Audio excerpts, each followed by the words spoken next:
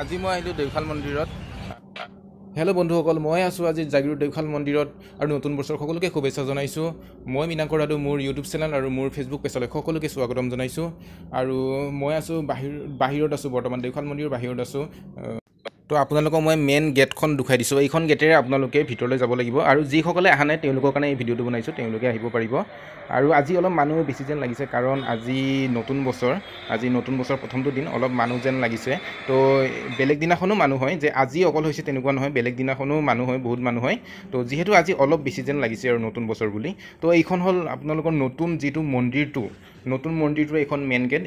এইখন গেটেৰে আপোনালোকে যাব লাগিব। এইখন নতুন মন্দিৰটো, এইটো পুৰণা মন্দিৰটো হয়, যি আগৰ পুৰণা মন্দিৰটো। ইয়াতো মানুহ ভিৰ হৈছে যেনিবা।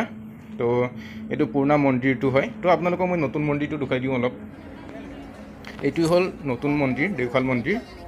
আৰু যিসকলৰ মনত আশা আছে আহিম বুলি, তেওঁলোকে আহিব পাৰে। আৰু মই অলৰেডি বহুতবাৰ আহিছোঁ, 5-6বাৰমান হৈ গ'ল। ওচৰতে যিহেতু বেছি দূৰ নহয় মোৰ ঘৰৰ পৰা, মই আহি থাকোঁ মাজে সময়ে। তো আপোনালোকৰ কাৰণে এনেই ভিডিঅ'টো বনালোঁ।